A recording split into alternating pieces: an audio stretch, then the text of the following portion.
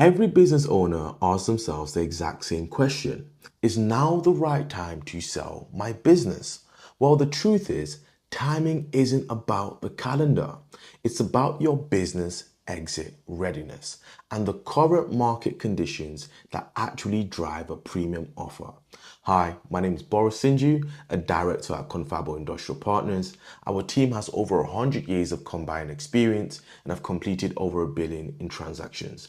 That experience has taught us exactly what a buyer will pay a premium for and what kills a deal. In this video, I am going to show you the exact indicators that will show you if now is the right time to sell your business and how to position yourself for the highest possible valuation. You first have to understand where your business currently is in its life cycle if you truly want to know if it's the best time to sell it. Typically, when a business starts off, it's around this position here. It's moving quite slowly. And then as you understand your market and gain your advantage, your business takes an incline.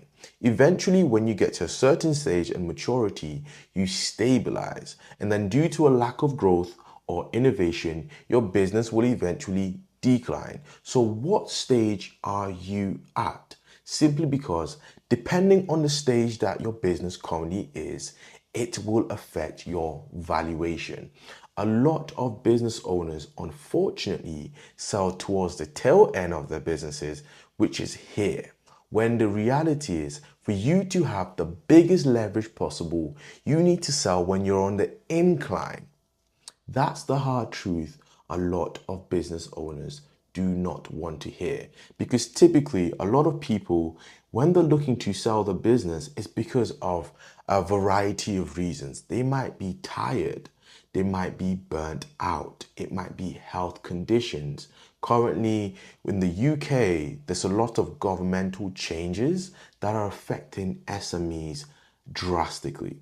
So some business owners say, do you know what? I'm quite tired of this because it's a constant battle and I want to sell my business now. Well, you can still sell your business, but does that mean you will get the highest valuation possible? No. Because the truth is, you want as much leverage as possible when you're negotiating, because buyers can smell when you're desperate.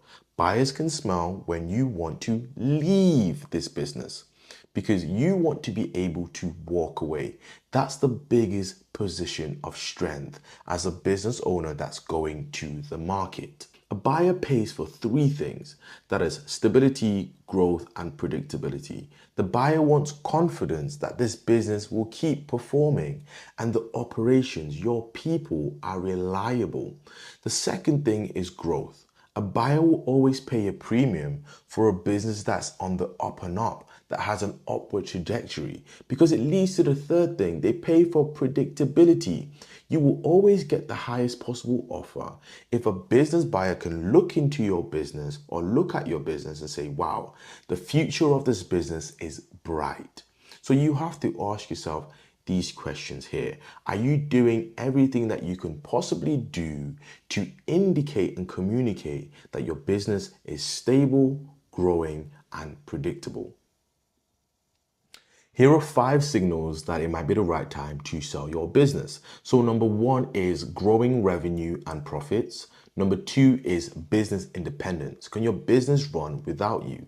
Number 3 is buyer interest. Are you getting letters? Are people reaching out to you saying, hey Bob, I want to purchase or acquire your business? Number 4 is, are businesses being acquired in your sector?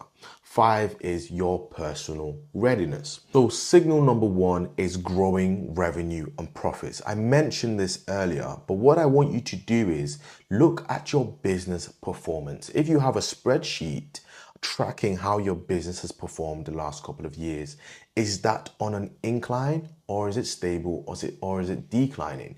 Because you have the most momentum when you're on the incline, because you can tell a buyer, I am willing to walk away, because you yourself see that the future of your business is bright. Number 2 is, can your business function and run without you? Because if it can't, you have what they call key man risk. It means that you are the sole center and engine of everything in this business.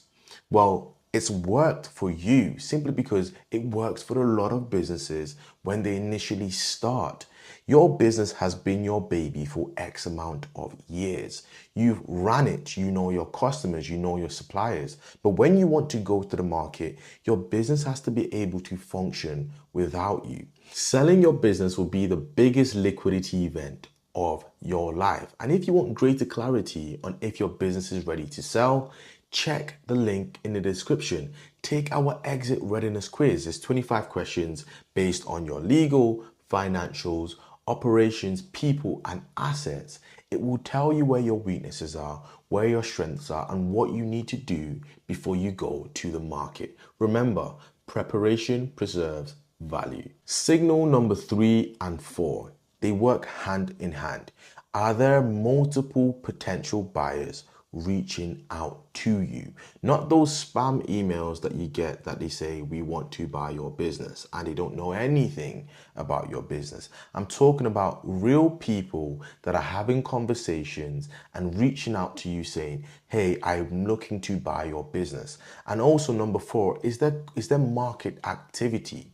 Are your competition being acquired? Are businesses within your sectors being bought out? Because that's an indicator of demand. Where there is demand, you can always charge for a higher price. It's basic economics, guys. It's supply and demand. The more buyers that they have, and if there's a constraint of supply, you can always charge for a higher price.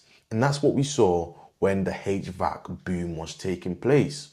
When companies were buying a lot of businesses in HVAC, you could see that certain HVAC sellers were able to demand between 5 and 7x the multiple of EBITDA, which in a normal market, that would have never taken place. So now that we understand the 5 signals of when it might be the right time to sell your business, you have to understand when not to sell your business, because the worst possible position is negotiating from a place of desperation and that you need this exit or sale. So here are the 4 red flags of when not to sell your business. Number 1, declining revenue. If your business is making less and less profits and revenue every single year, please do not go to the market. Do not pay a broker to sell your company or represent you. What you should do first is look at your business, understand where the leakage is, and fix the problem. Number 2 is over-reliance on you as the business owner. If everything flows through you, you are the biggest bottleneck. Empower your team and train your team to run your business, because when you can do that, you're negotiating from a place of leverage.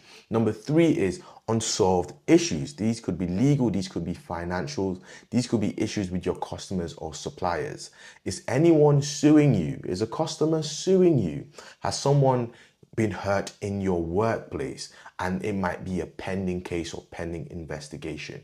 Please solve these issues before you go to market, because when you go into due diligence, when these issues are uncovered, it is going to drive down the price of your business. Number 4 is no growth story. If you watch our previous breakdown on how to sell your business in the UK, we talked about a growth story. Everybody wants to feel like they are lucky to buy a business that has a bright future.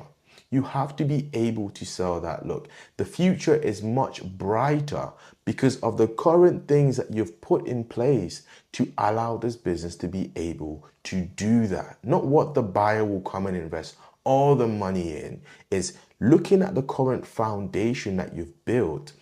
Is there a growth story that we can tell? Can we say every single year you've been growing by 10%, 20%, and because you've put this in place, it will keep growing? You need a growth story, guys. It is very important because you are selling your business. And those businesses that have a great growth story, they can always attract multiple buyers and they can always demand higher valuations because there's competition. Data shows that business owners that plan for an exit between 1 and 3 years in advance, they get the best possible outcomes.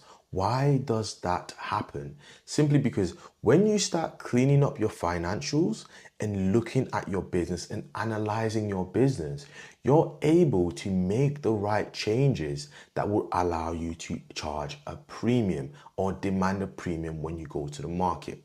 Because if you're looking to sell your business, for example, next month, it's impossible for you to move every single tribal knowledge in your head and pass it on to your team and train them. That takes time. If you want to sort out any current issues, whether that's legal or financial issues, those take time. If you want to strengthen your operation, it takes time. So the best way to do it without seeing a decline in the performance of your business is by giving yourself 1 to 3 years and bringing in experts to support you during this process. Now that you understand the importance of timing, you have to comprehend that the market in general is not positioned to give you the best possible value. It is your responsibility to create an environment that allows you to demand a higher valuation. Remember, you can do that through preparation because preparation preserves value. If you found this video valuable, click the link in the description to sign up to our free webinar training. We will be talking about the realities of you going to market. We will also be sharing with you the free tools within our ecosystem. So that's our business valuation, that's our risk simulator, negotiation simulator, and you also gain access to our latest book. This is over 120 years of combined experience crammed into 100 pages, all for free. So I'd love to see you on this webinar. If you find the content useful, drop me an email, connect with me, let's have a conversation.